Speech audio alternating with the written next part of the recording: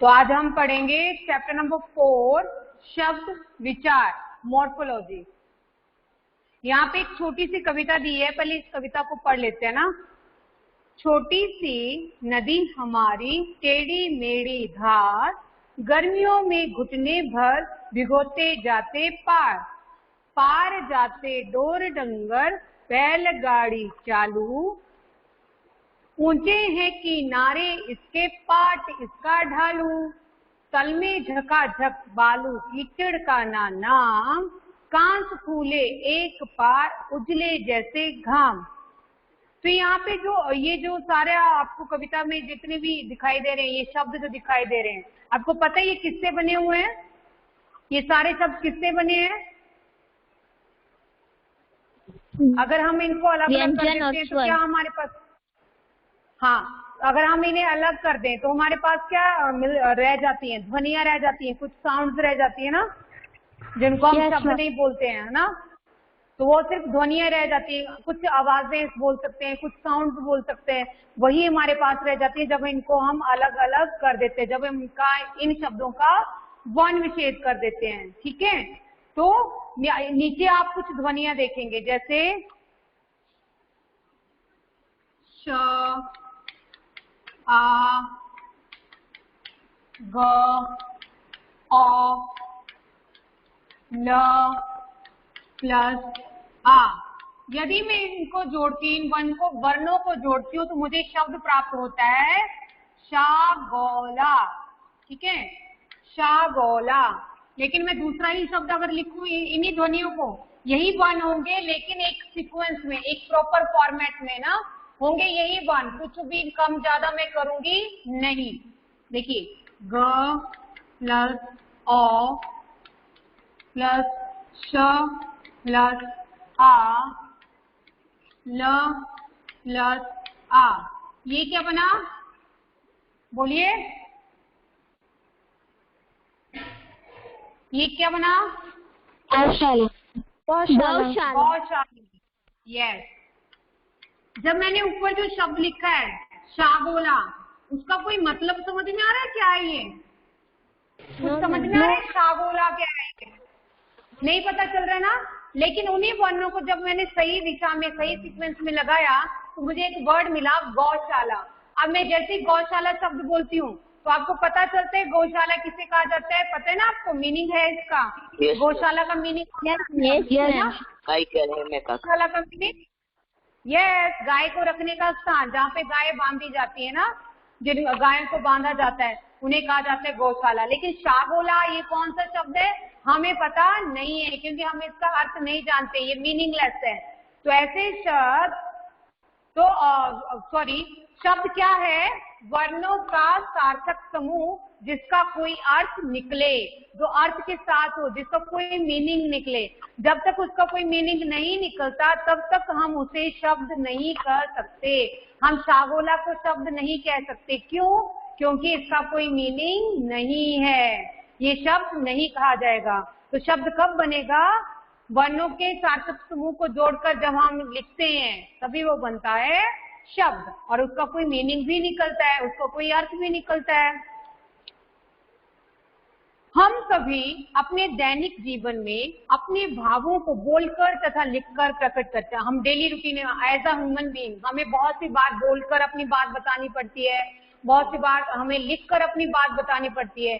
तो हमारी फीलिंग्स को एक्सप्रेस करने का माध्यम कभी बोलना होता है, कभी लिखना होता है। तो इसी समय इनको बोलते हुए या लिखते हुए हमारे मुख से कुछ साउंड निकलती, कुछ ध्वनियां निकलती है ना, उन्हीं ध्वनियों के माध्यम से हम अपनी बात जो है वो दूसरों तक पहुंचा पाते हैं, दूसरे हमारी बात को समझ पाते हैं और हम अपनी बात को समझा पाते हैं। ये देखिए कुछ ध्वनियां हैं, जैसे क, आ, ज, अ, ल, अ। जब हमने इन ध्वनियों को जोड़ दिया तो उससे एक शब्द प्राप्त हुआ हमारे पास, काजल। जैसे मैं काजल बोलती हूँ तो आपको काजल समझ में आता है, काजल का मीनिंग पता है सबको ना, तो आपको वो एकदम से समझ में आएगा मैम किसके बारे में बात कर रहे हैं। हर किसी वस्तु का दुनिया में, चाहे कोई भी वस्तु है, कोई भी प्राणी है, कभी कोई भी स्थान है या कोई भी मनुष्य है, हर किसी का नाम होता है ना, हर किसी के नाम, हर किसी का नाम है, उसकी पहचान है अपनी। जैसे हम वो नाम दोहराते हैं या बोलते हैं, समझ में आता है कि हम किसके बारे में बात कर रहे हैं। ठीक है, तो ध्वनियों के मेल से जो सार्थक इकाई बनती है उसे ही हम कहते हैं शब्द। शब्द क्या है? ध्वनियों का सार्थक मेल। वर्णों के मेल से बनाई गई सार्थक इकाई ही शब्द कहलाती है, या दूसरे वर्डिंग में अगर मैं ऐसे कहूं, वर्णों का सार्थक समूह ही शब्द कहलाता है। वर्णों के मेल से शब्दों की रचना होती है, ये तो सबको पता है कि वर्ण जब जुड़ते हैं तो उसी के द्वारा हम शब्द बनाते हैं। स्वतंत्र शब्द स्वतंत्र इकाई होते हैं, इनका अपना अर्थ होता है। जितने भी शब्द हैं ये अपने आप में पूरे हैं, ये अपने आप में स्वतंत्र है और इनका कोई ना कोई मीनिंग तो होता ही है। ये कभी भी बिना मीनिंग के होते ही नहीं है। जो बिना मीनिंग का है वो शब्द कहलाता ही नहीं, उसे हम शब्द करते ही नहीं है। जैसे शागोला, ये शागोला क्या है नहीं पता, ऐसे किसी का नाम बिगाड़ के रख दिया ना, या नाम बिगाड़ते हैं तब ऐसे उल्टे पुल्टे नाम कर देते ना, हम किसी का नाम चेंज कर दिया, किसी के नाम का उल्टा मतलब निकाल दिया, तो वो फिर शब्द नहीं है, वो कुछ और ही बन जाता है। वो मजाक में जा सकता है लेकिन ऐसे उसको हम शब्द नहीं कह सकते।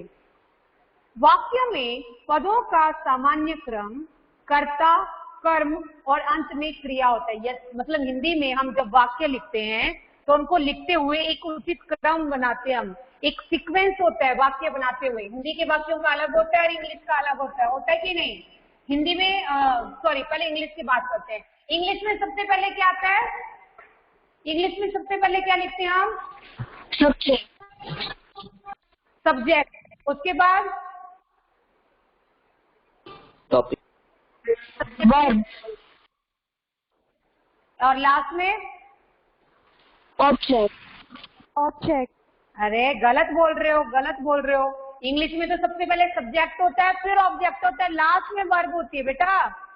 सीता इज, नहीं sorry, I am wrong. Sita is playing with football, that means पहले सब्जेक्ट फिर ऑब्जेक्ट एंड लास्ट में हमारी वर्ब, ऐसे है ना? नहीं, पहले सब्जेक्ट फिर वर्ब और लास्ट में ऑब्जेक्ट है। ओके, यही होता है ना इंग्लिश में? First subject, then yes ma'am, yes, then verb और लास्ट में object. Sita is playing with football. और हिंदी में क्या है? हिंदी में कर्ता, कर्म और फिर क्रिया है। सीता गेंद से खेलती है ना? खेलती है।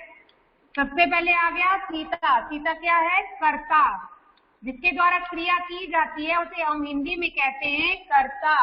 जिसके द्वारा क्रिया हो रही है, जिसके द्वारा काम किया जा रहा है उसे हम कहते हैं कर्ता। और जिसके ऊपर वो काम कर रहा है, जिसके ऊपर वो क्रिया की जा रही है वो कहलाता है हमारा कर्म। और जो क्रिया है वो कहलाती है हमारी, जो काम किया जा रहा है वो कहलाती है क्रिया। कर्ता, कर्म और क्रिया, यही सीक्वेंस जो है मोस्ट ऑफ हम हिंदी में जब भी लिखते हैं तो इसी सीक्वेंस को हम फॉलो करते हैं। शब्दों के मेल से वाक्यों और वाक्यों के मेल से भाषा बनती है, ये तो सब कोई जानते हैं ना।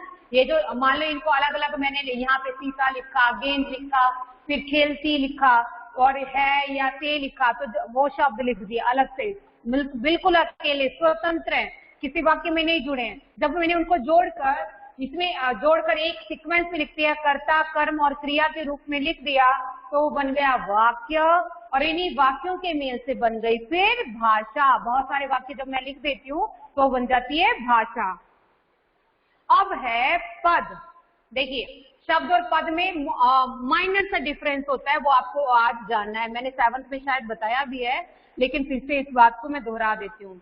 बगीचे रमा रही है टहल में, इसको हम वाक्य कहेंगे। बगीचे रही रमा है टहल में, वाक्य कहेंगे हम इसे? नो मैम, नहीं कहेंगे ना? क्यों नहीं कहेंगे? यस बेटा, क्योंकि इनके सीक्वेंस ठीक नहीं है। यस, वो प्रॉपर फॉर्मेट में नहीं है ना, वो सीक्वेंस में नहीं है जैसा वाक्य में होना चाहिए। पहले कर्ता, फिर कर्म, देन क्रिया, वो सीक्वेंस में है ही नहीं है, प्रॉपर फॉर्मेट में है ही नहीं, इसलिए वो वाक्य नहीं है। इनको हम शब्द कह सकते हैं, ऐसे जनरली में शब्द कह सकते हैं कि ये शब्द है, कुछ शब्द दिए गए हैं, वो वाक्य नहीं है। लेकिन जब मैं इन्हें प्रॉपर फॉर्मेट में लिख रही हूँ, प्रॉपर फॉर्मेट में डाल देती हूँ, जैसे रमा बगीचे में टहल रही है, तब ये कहलाएगा क्या? वाक्य। ठीक है। ये सीता शब्द, सीता, ये अलग से मैंने यहाँ पे लिख दिया, दिख रहा है आपको? ये सीता दिख रहा है? Yes ma'am. सीता, ठीक है। अब ये अकेला है, ये अकेला है, किसी वाक्य में नहीं जुड़ा है, सिर्फ अकेला है, तो ये क्या कहलाएगा? शब्द।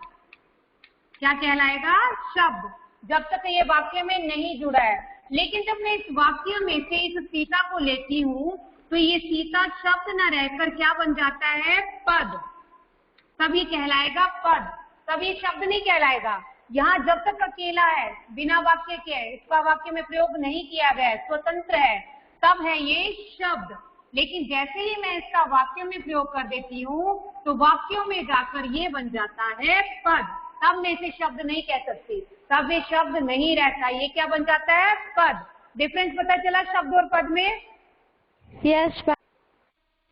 जब तक वो स्वतंत्र है, तब तक वो शब्द ही कहलाएगा, लेकिन जैसे ही मैं उसे वाक्य में प्रयोग कर देती हूँ, तो वो शब्द ना रहकर पद बन जाता है। तो गेंद को भी ले लूं मैं, तो गेंद भी यहाँ पर क्या है? पद। अगर मैं अलग से इसे यहाँ पे लिखती हूँ, तो ये शब्द बनेगा, तो इसे शब्द कहूंगी। शब्द और पद में डिफरेंस पता चला सबको? yes or no at least? Yes ma'am. Yes ma'am. Yes ma'am. Okay. Kavya, आप रोज लेट आते हो बेटा, ये नहीं चलेगा।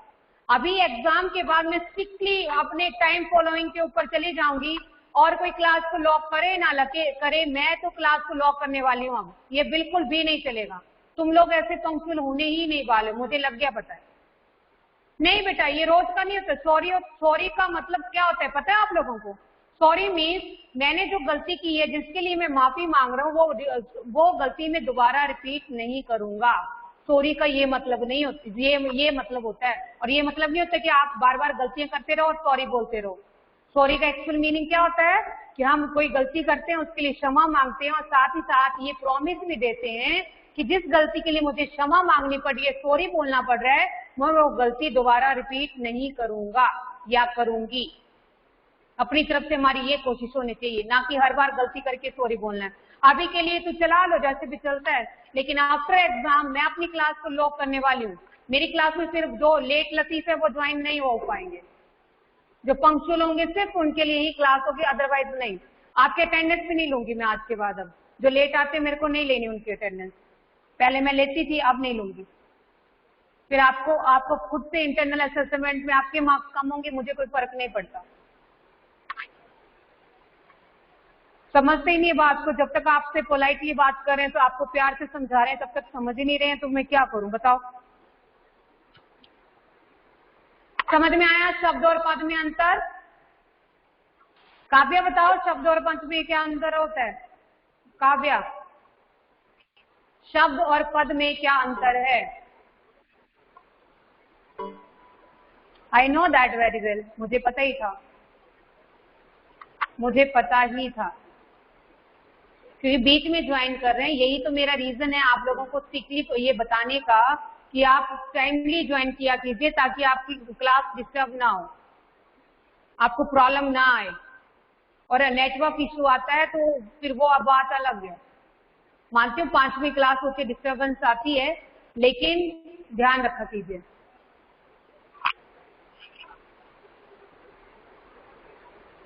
आप लोगों को समझ में आ गया शब्द और पद का? यस निशा, निशा यस मैम। बोलिए, शब्द और पद में क्या अंतर है? मैम, वर्णों के मेल से बनी गई इकाई को शब्द कहते हैं, और व्याकरण के नियमों में बंधी वाक्य के शब्द को पद कहलाते हैं। आप टेक्स्ट बुक की लैंग्वेज बोल रहे हो, मैंने जो लैंग्वेज में बताया था सिंपल लैंग्वेज में वैसा बताओ ना बेटा। आप ग्रामर की लैंग्वेज बोल रहे हो, आपको समझ में आया वैसे? ओके चलिए, इसी तरह से यहाँ पे 2 और उदाहरण दिए जो मतलब बिना वाक्य का है और एक वाक्य के साथ में, ठीक है। व्याकरण के नियमों में बंधे वाक्य में प्रयुक्त शब्द यानी ग्रामेटिकल, जो उसका सही में ऑर्डर है, जो उसका क्रम है, उसी क्रम में यदि शब्द बंधे हुए होते हैं तब वो कहलाते हैं वाक्य, तब वो कहलाते हैं पद। और ऐसे जब भी ऐसे कहीं पे भी लिखे जाएंगे तब तक वो शब्द ही हैं, जब तक वो ऑर्डर में नहीं होंगे, एक सिस्टम में नहीं होंगे, तब तक वो शब्द ही हैं। जैसे ही वो व्याकरण के नियमों में बन जाते हैं, एक क्रम में आ जाते हैं, एक सीक्वेंस में आ जाते हैं, तब उनको करते हैं हम पद। वाक्य पदों के मेल से बनता है, शब्दों के मेल से नहीं। वाक्य, अगर हम वाक्य की बात करें तो वाक्य शब्दों के मेल से नहीं बन रहा होता है, वाक्य किसके मेल से बनता है? पदों के मेल से। वाक्य और भाषा में पद होते हैं, वाक्य ले लो या भाषा, दोनों में ही पद होते हैं, शब्द नहीं होते हैं, दोनों में क्या होते हैं? पद। अब शब्दों का वर्गीकरण। हिंदी भाषा विशाल सागर के समान है। आपको पता है हिंदी लैंग्वेज जो है वो बहुत बड़ी है ना, बहुत ब्रॉड है, बहुत विस्तृत है, बहुत विशाल है। तो जिसमें अन्य भाषाओं की शब्द रूपी नदियां आकर मिलती हैं, जिसमें अदर लैंग्वेजेस, जितनी हमारी भाषाएं हैं और जितनी भी भाषाएं हैं, वो सारी भाषाएं धीरे धीरे हमारी हिंदी में जुड़ती चली जाती है। और हिंदी ही एक अकेली ऐसी भाषा है जो अभी भी अपने आप को विकसित किए जा रही है, अपना दायरा बढ़ाती चली जा रही है, अपनी सीमा को और अधिक बढ़ाती जा रही है। हिंदी की भाषा को हम ये नहीं बोल सकते कि हिंदी का रूप जो है वो पूरी तरह से विकसित हो चुका है, वो हमेशा अपने आप में कुछ ना कुछ नए से नए चेंजेस लाती ही रहती है और साथ ही साथ अन्य भाषाओं के शब्दों को अपने अंदर समाहित करती है। भाषा कुछ शब्द बनाती है, भाषा कुछ शब्द स्वयं बनाती है, तो कुछ शब्द अन्य भाषाओं से ग्रहण करती है, दूसरों से अडॉप्ट करती है। शब्दों का वर्गीकरण 5 आधारों पर किया जाता है। कितने आधारों पर किया जाता है? 5। अब ये कौन कौन से हैं?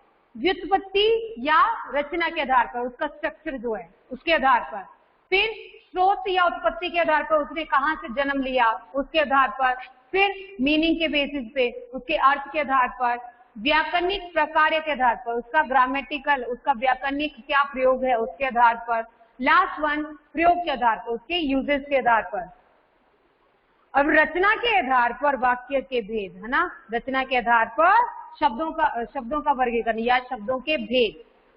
शब्द कई प्रकार से बनते हैं, कुछ शब्द एक से अधिक शब्दों को जोड़कर बनाए जाते हैं। जैसे यहाँ पे दिया है बैलगाड़ी, बैलगाड़ी, बैल और गाड़ी शब्द को हमने मिला दिया और उसी से एक नया शब्द बनाया जो कि बना बैलगाड़ी। अब बैल तो सबको पता ही है ना, पता है कि नहीं पता है? ऑफ वो अलग है, गाड़ी अलग है, लेकिन दोनों को जोड़कर हमने एक नया शब्द बना दिया, वो है बैलगाड़ी।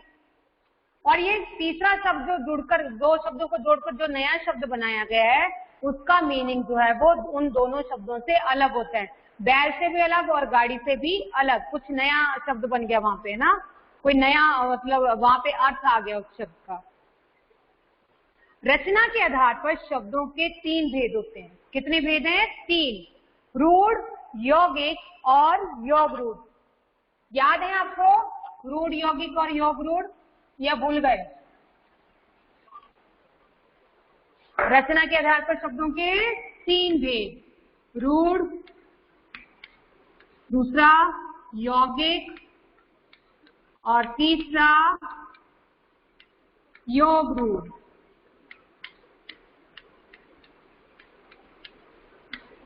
ये रूढ़ शब्द कौन से होते हैं, याद है आपको? मैम बुक में देखना नहीं है, बुक की लैंग्वेज नहीं बोलना। हाँ बेटा। मैम जो मैम शब्द मतलब कोई हाथी या गाड़ी, मतलब वो वर्ड को हम तोड़ देते हैं ना बीच में से, दोनों वर्ड को अलग कर देते हैं, उसको कोई मीनिंग नहीं निकलता है, उसको कोई मीनिंग नहीं रहता है। जब दिए गए शब्द के हम टुकड़े करते हैं, उसके खंड करते हैं, भले ही वर्ण के आधार पर या शब्दों के आधार पर, और हमें उसका कोई मीनिंग नहीं मिलता, तब वे कहलाते हैं रूढ़ शब्द, जो मीनिंगलेस है, जिसका कोई मतलब ही नहीं है, जो बिल्कुल बेकार हो जाता है, उसके बाद टुकड़े होने के बाद वो बेकार हो जाता है, उसका कोई मीनिंग नहीं रहता, उसका कोई पर्पस ही नहीं रहता है। जैसे घड़ा, घड़ा एक शब्द है ना। अब घड़ा शब्द, आपको इनको जज करने के लिए सबसे पहले क्या करना पड़ेगा, इनके टुकड़े करने पड़ेंगे, इनको विच्छेद करना पड़ेगा ना। तो घ प्लस ड़ा, ना तो घ का कोई अलग से मीनिंग है, ना तो ड़ा का, तो इसलिए ये शब्द जो है वो रूढ़ शब्द कहलाएगा। क्या कहलाएगा? रूढ़ शब्द। उसी तरह से पानी, पानी अगर मैं बोलूं तो पानी में भी सेम, पा और नी, उसका कोई मतलब नहीं रहता। यौगिक शब्द, यौगिक का अर्थ क्या होता है? शाब्दिक अर्थ बताइए पहले यौगिक का। यौगिक किसे कहा जाता है? योग किसे कहा जाता है? योग,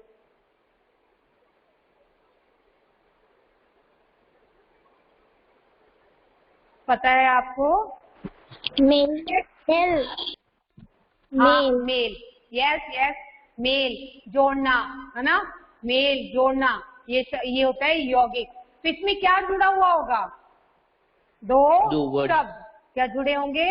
दो शब्द, उन्हीं को जोड़कर जो शब्द बनाया जाता है वो कहलाता है यौगिक।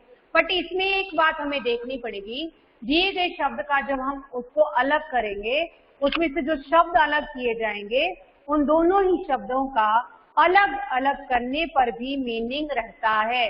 वो अलग अलग भी कर दे भले, फिर भी उनका मीनिंग होता ही है, मीनिंग चेंज नहीं होता। फिर मान लो बैलगाड़ी ही शब्द हम ले लें, तो बैलगाड़ी क्या है? यौगिक शब्द है ना।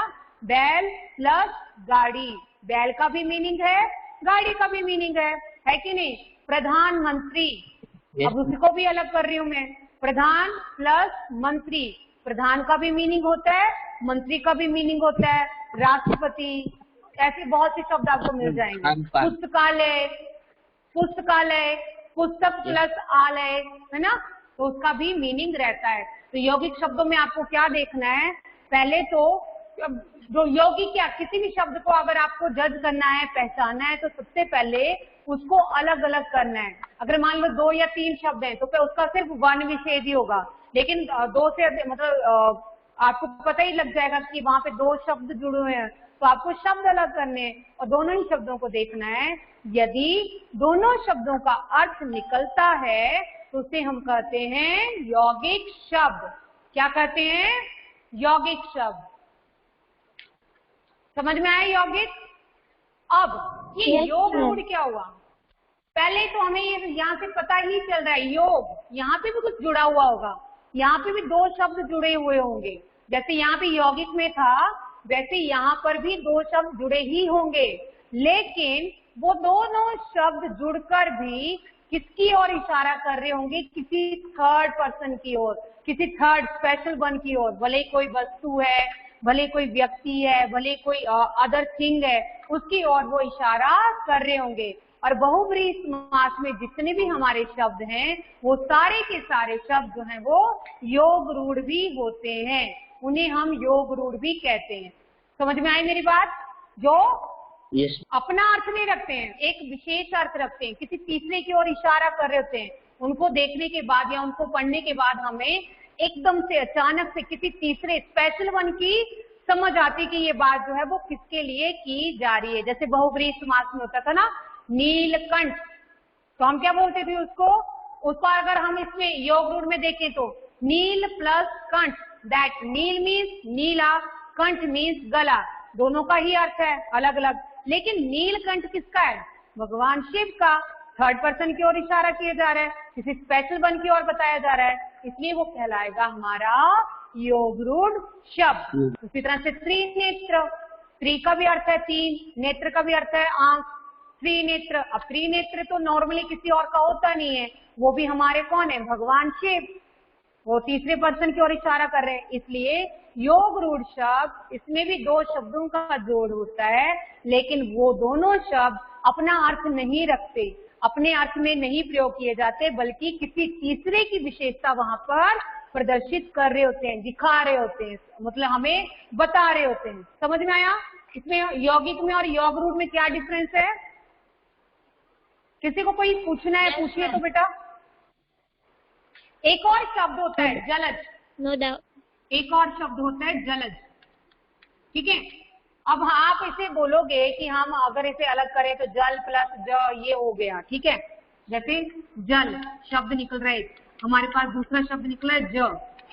जल मीन्स पानी, और ये ज का मतलब ये अपने आप में रूढ़ हो जाता है। क्यों? जल में जन्म लेने वाला।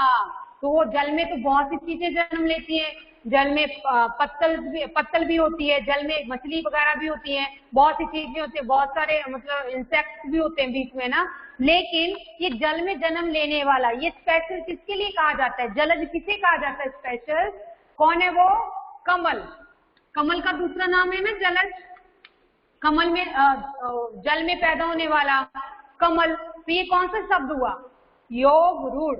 कौन सा शब्द हुआ ये? योग रूढ़। समझ में आया बेटा? Yes ma'am. यस हाँ, ठीक उसी तरह से तुम्हारा निशाचर शब्द है। निशाचर, निशा मीन्स रात, चर मीन्स चलने वाला, रात में चलने वाला या रात में निकलने वाला। तो रात में कौन निकलता है? नॉर्मली हम लोग तो नहीं निकलते ना, हम लोगों का रात मीन्स अपना घर है ना। लेकिन रात में निकलने वाला माना जाता है कि राक्षस लोग रात को निकलते हैं, राक्षस होते हैं जो दानव होते हैं वो रात को निकलते हैं। तो निशाचर शब्द भी हमारा योग रूढ़ में जाएगा। यौगिक और योग रूढ़ में आपको इतना ही ध्यान रखना है, दोनों में ही आपको दो दो शब्द जुड़े हुए मिलेंगे। लेकिन यौगिक शब्द में जो शब्द होंगे वो दोनों अलग अलग होने के बाद अपना एक एक अर्थ रखेंगे। जो शब्द वहां पे निकलेंगे उनका अर्थ भी वही होगा। लेकिन इसमें से जो शब्द निकलेंगे वो दोनों ही शब्द मिलकर किसी तीसरे की ओर इशारा कर रहे होंगे। वो तीसरा स्पेशल वन कोई वस्तु हो सकती है, कोई इंसान हो सकता है, कोई भगवान हो सकते हैं, कोई स्पेशल वन जो कि विशेष है, जो सिर्फ एक ही है, कोई और हो ही नहीं सकता। यूनिवर्सल ट्रूथ है उसमें, बिल्कुल सच्चाई है पूरी तरह से। हम उसका कोई और मतलब कोई और उसकी जगह ले ही नहीं सकता। जैसे नीलकंठ, नीला है कंठ जिसका, या नीला प्लस कंठ, नीला प्लस गला, तो भगवान शिव भी है, उसके अलावा कोई और है ही नहीं है जिसका गला नीला हो। हाँ, ऐसे पकड़ के कोई नीला कर ले तो उसको थोड़ा ना हम नीलकंठ बोल देंगे। बोलते हैं क्या उसको हम नीलकंठ? बोलते हैं बेटा? No ma'am. नहीं, शिव का ही नाम है, उनका ही रूप है, उन्हीं की ओर इशारा कर रहा होता है नीलकंठ शब्द। आई थिंक आपको ये रूढ़, यौगिक और योग रूढ़ समझ में आया? समझ में आया बेटा? Yes ma'am. किसी को क्वेरी तो नहीं है बेटा? No ma'am. काव्या नेटवर्क का इशू है बेटा ना? काव्या नेटवर्क का बहुत इशू है।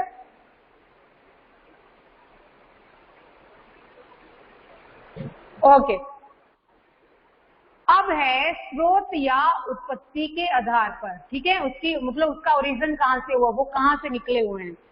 जैसा कि पहले भी बताया गया है कि हिंदी भाषा विशाल सागर के समान है। हमें पता ही है हिंदी लैंग्वेज जो है वो बहुत बड़ी है, बहुत ब्रॉड है। तो जिसमें अनेक भाषाओं के शब्द रूपी नदियां जो हैं वो आकर मिल गई हैं। बहुत सारी भाषाओं के शब्द जो हैं हमारी हिंदी ने अपने आप से अपने अंदर समाहित कर लिए हैं। वो हिंदी में इतने ज्यादा रम चुके हैं कि हमें मतलब पहचान करनी पड़ती है अलग से कि ये हिंदी का शब्द है या अन्य भाषाओं का। अदरवाइज वो हिंदी में ही प्रयोग किए जा रहे हैं, हिंदी में ही बोले जा रहे हैं। इसलिए इस भाषा का शब्दकोश भी बहुत विस्तृत हो गया है। यही कारण है कि इसका जो डिक्शनरी है, इसका जो शब्दकोश है वो भी बहुत बढ़ गया, वो भी बहुत बड़ा हो गया है।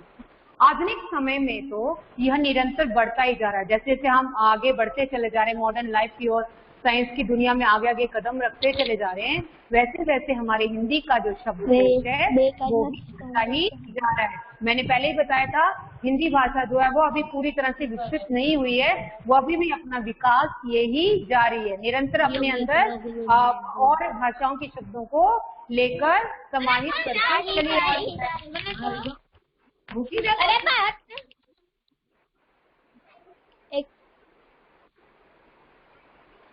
निष्ठा बेटा ध्यान रखो।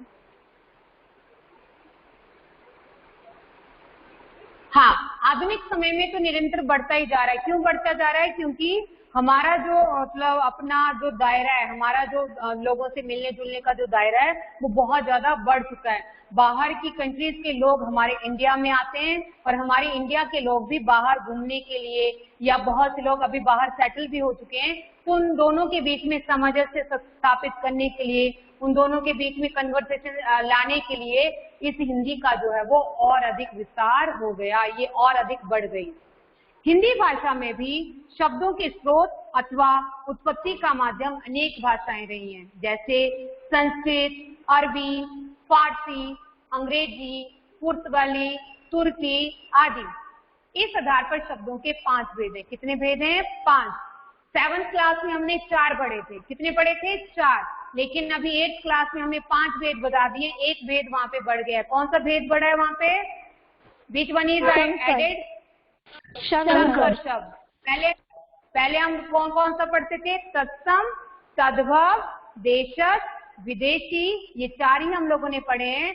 लेकिन अभी हम 5वां भेद भी पढ़ेंगे जिसका नाम है संकर शब्द। कौन से शब्द? संकर शब्द। तत्सम शब्द कौन से होते हैं? फटाफट से बताइए मुझे। तत्सम शब्द किन्हें कहा जाता है? नेहा? जो संस्कृत भाषा से जो के मिलाए गए हैं।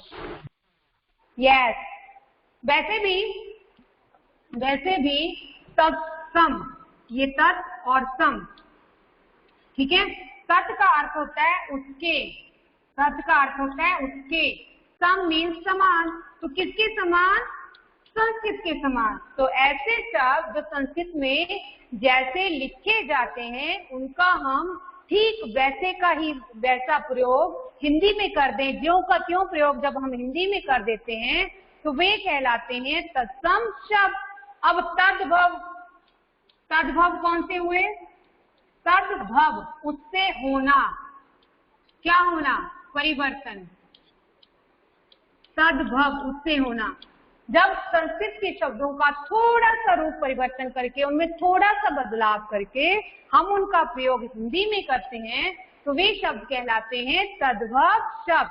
तत्सम शब्द संस्कृत के शब्द हैं और तद्भव शब्द संस्कृत के शब्दों का थोड़ा सा रूप परिवर्तन करके हिंदी में प्रयोग किए गए शब्द हैं। तत्सम और तद्भव, आपको ये जो चेकलिस्ट में शब्द दिए गए हैं तत्सम और तद्भव, ये याद करने हैं। समझ में आ रही मेरी बात? नोट कर लो, ऊपर डालो, होमवर्क लिख लो यहाँ पे, लर्न। ये जो तत्सम और तद्भव रूप जो दिए गए हैं आपको यहाँ पर, ये आपको याद करने हैं। कल क्लास लगने से पहले मैं आपको यही पूछने वाली हूँ। नेक्स्ट हम तभी स्टार्ट करेंगे जब आप इसका आंसर देंगे। हाँ, फिर है हमारे देशज शब्द।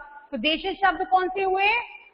देशज, देश में जन्म लिए। यस, देश की भाषा के शब्द। देश की भाषा कौन? देश की भाषा कहाँ है? ग्रामीण भाषा, आम बोलचाल की भाषा, है ना, जिसको हम देहाती भाषा भी बोल सकते हैं। आम बोलचाल की भाषा जो अलग अलग प्रांत के लोग जो है वो अपने पर्टिकुलर एरिया में यूज करते हैं, वही शब्द जो है वो हिंदी में भी आ गए हैं। आम बोलचाल की भाषा के शब्द तो उन्हें कहते हैं हम देशज शब्द। जैसे खाट, पगड़ी, धोती, लोटा, झाड़ू, लकड़ी, डिब्बा, पेट, बासन, झंझट, खिड़की, ऐसे बहुत सारे शब्द हैं जो प्रांतों की भाषाओं के शब्द हैं। जो प्रांत मीन्स एक एक दायरा, एक एक स्टेट तक सीमित है, एक एक गांव तक सीमित है, वो जब हिंदी में भी आ जाते हैं तो वो बन जाते हैं हमारे देशज शब्द। अब विदेशी शब्द जो हमारी देश की भाषाओं से बिल्कुल अलग है, जो हमारे देश की भाषा ही नहीं है, अन्य देश की भाषाओं के शब्द जब हिंदी में प्रयोग किए जाते हैं तो कहलाते हैं विदेशी शब्द। फिर वो अंग्रेजी है, चाइनीज है, पुर्तगाली है, तुर्की है, अरबी, फारसी, ऐसे बहुत सारे शब्द हैं जो अन्य भाषाओं से हमारी भाषा में आ गए हैं, उन्हें हम कहते हैं विदेशी शब्द। तो आपको एग्जाम में अलग से मेंशन नहीं करना पड़ेगा कि ये पुर्तगाली शब्द है, ये चीनी शब्द है, या तुर्की शब्द है, अरबी है या फारसी। आपको सिर्फ वहां पे विदेशी शब्द दिया हुआ होगा, आपको विदेशी को ही टिक करना है। ये सारी की सारी भाषाएं जो आती हैं वो विदेशी शब्दों के अंतर्गत ही आती हैं। ओके, अब नया जो आया हमारे पास वो है संकर शब्द। संकर शब्द ऐसे शब्द होते हैं जो दो भाषाओं को जोड़कर एक शब्द बनाया जाता है। दो भाषाओं के शब्दों का मेल करके जो एक शब्द बनाया जाता है उसे ही हम कहते हैं संकर शब्द। दोनों ही भाषाएं अलग अलग होती है ना, हिंदी अंग्रेजी या अंग्रेजी हिंदी या फिर आपकी फारसी हिंदी, हिंदी फारसी, ऐसे शब्दों को कहा जाता है संकर शब्द। जैसे हिंदी और अंग्रेजी के मिक्सचर से बना है लाठी चार्ज। लाठी है हिंदी का शब्द और चार्ज है अंग्रेजी का शब्द। लाठी चार्ज ये बना संकर शब्द। अंग्रेजी हिंदी, टिकट अंग्रेजी का शब्द है, घर हिंदी का शब्द है, टिकट घर संकर शब्द बन गया। संस्कृत और हिंदी का, संस्कृत शब्द है वर्ष और गांठ शब्द है हमारा हिंदी का, तो ये बन गया वर्षगांठ। और ये शब्द किस शब्द की कैटेगरी में आएंगे? ये संकर शब्द की कैटेगरी में। तो दो अलग अलग भाषाओं के शब्दों को जोड़कर जो एक शब्द बनाया जाता है उसे हम कहते हैं संकर शब्द। तो संकर शब्द कौन से हुए? दो अलग अलग भाषाओं के शब्दों को जोड़कर जो एक शब्द हमें प्राप्त होता है, जो एक शब्द हम बनाते हैं उसे कहते हैं हम संकर शब्द। ये हिंदी अंग्रेजी, अंग्रेजी हिंदी, संस्कृत हिंदी या फिर फारसी हिंदी, हिंदी फारसी ऐसे शब्द होते हैं। आपने देखे ना, आपने ये शब्द कई बार पढ़े होंगे, जैसे टिकट घर, वर्षगांठ, सीलबंद, नुकसानदायक, फलदार, बहुत सारे ऐसे शब्द हैं जो संकर शब्द की श्रेणी में आते हैं। समझ में आया संकर शब्द कौन से हुए? आपको पता चला बेटा? Yes ma'am. ओके, अभी है अर्थ के आधार पर, अर्थ के आधार पर शब्दों के भेद। तो अर्थ के आधार पर शब्दों के कितने भेद हैं? 6 भेद। इन सब के बारे में हम जानते ही हैं। पर्यायवाची जिनको हम समानार्थी शब्द भी कहते हैं, फिर विलोम शब्द जिनको हम समानार्थी भी कहते हैं, सॉरी विपरीतार्थक भी कहते हैं, फिर एकार्थक शब्द, देन अनेकार्थक शब्द, फिर श्रुति सम भिन्नार्थक शब्द और लास्ट में अनेक शब्दों के लिए एक शब्द। ये सारे जो हैं वो अर्थ के आधार पर शब्दों के भेद के अंतर्गत आते हैं। किस भेद के अंतर्गत आते हैं? अर्थ के आधार पर। यदि आपको पूछा जाए अर्थ के आधार पर शब्दों के कितने भेद हैं, तो वो है 6, पर्यायवाची, विलोम, एकार्थक, श्रुति सम भिन्नार्थक और लास्ट वन अनेक शब्दों के लिए एक शब्द, ठीक है, या वाक्यांश के लिए एक शब्द। Okay ma'am. ये तो पता है ना आपको, ये अलग से बताना तो नहीं पड़ेगा। पर्यायवाची कौन होते हैं, विपरीतार्थक कौन होते हैं, श्रुति सम भिन्नार्थक कौन होते हैं, वैसे भी इसका जो है कर लेंगे। हाँ, इससे अलग से चैप्टर आपको आगे आ ही रहा है। शब्द भंडार में आपको ये सारा डिटेल में पढ़ना पड़ेगा। उसमें पर्यायवाची भी आएंगे, विलोम भी आएंगे, एकार्थक आएंगे, अनेकार्थक आएंगे, लास्ट वन अनेक शब्दों के लिए एक शब्द भी उसमें आप डिटेल में पढ़ने वाले हो। श्रुति सम भिन्नार्थक भी है ना। श्रुति सम भिन्नार्थक शब्द कौन से होते हैं? आप चलो आपसे जान लेते ताकि मुझे पता लगे कि आपको पता भी है कि भूल तो नहीं गई। श्रुति सम भिन्नार्थक शब्द, श्रुति क्या होता है? सुनना ना, सुनाई देना। श्रुति, सम मीन्स समान, तो ऐसे शब्द जो सुनने में समान है। और भिन्नार्थक, भिन्न अर्थक, भिन्न अर्थ देने वाले, ऐसे शब्द जो सुनने में तो समान है, सुनने में तो एक जैसे लगते हैं लेकिन उनका अर्थ भिन्न होता है, उनका अर्थ अलग होता है। जब भी किसी शब्द का आपको मान लो डेफिनेशन जाननी हो या उसके बारे में पता करना हो कि एक्चुअल में वो कौन सा शब्द है, तो आप उसके टुकड़े टुकड़े कर दो, उसमें देखो कौन कौन से शब्द जुड़े हुए हैं। जैसे मैंने अभी किया, श्रुति यानी सुनाई देना, सम मीन्स समान, श्रुति सम का मतलब हो गया ना सुनने में समान, जो सुनने में समान है। भिन्न अर्थक, भिन्न प्लस अर्थक, भिन्न अर्थ देने वाले, भिन्न मीनिंग देने वाले, डिफरेंट मीनिंग जिनका हो जाता है, सुनने में एक जैसे लेकिन मीनिंग टोटली डिफरेंट। और उसी तरह से अनेक शब्दों के लिए एक शब्द बोलूं तो ये कौन से शब्द हुए?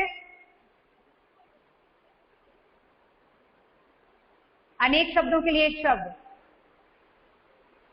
वन वर्ड, जिसको हम दूसरा, हाँ, जिसका दूसरा नाम भी है। वाक्यांश के लिए एक शब्द क्या है? वाक्यांश के लिए एक शब्द।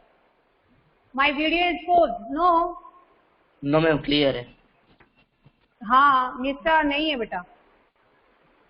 ओके, फिर एक अर्थ देने वाले ना, एक अर्थ वाले शब्द। चलिए कोई बात नहीं, मतलब नहीं याद है तो मैं फिर क्या बोलूं आप लोगों को, याद है क्या भूल गए ये बताओ पहले। पर्यायवाची शब्द कौन से होते हैं पता है? कौन से शब्द होते हैं पर्यायवाची? मैम एक जैसा मीनिंग रखने वाले। यस, एक जैसा मीनिंग रखने वाले, समान अर्थ रखने वाले जो शब्द होते हैं उन्हें हम करते हैं पर्यायवाची शब्द या समानार्थी शब्द। फिर विलोम शब्द,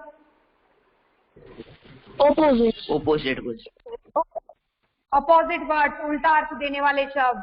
फिर एकार्थक शब्द, जिनका एक अर्थ देने वाले। यस, जिनका सिर्फ एक ही मीनिंग होता है, कोई और मीनिंग होता ही नहीं है। यदि मैं बोलूं मित्र, तो मित्र का एक ही मीनिंग होता है। मित्र सिर्फ आपके फ्रेंड को ही बोला जाएगा, किसी वस्तु का या किसी व्यक्ति का नाम नहीं होगा और मित्र, है ना। सांप बोलूं तो सांप भी वही है, स्नेक ही है, कोई और नहीं है ना। और अनेकार्थक, एक से ज्यादा अर्थ देते हैं। जैसे पत्र शब्द बोलूं तो पत्र का एक मीनिंग पत्ता भी होता है, दूसरा मीनिंग चिट्ठी भी होता है ना। दैट्स इट ना। Okay, that's all for today. जाना नहीं अभी, अटेंडेंस लेना मुझे, Yes, अभी जाना मत प्लीज।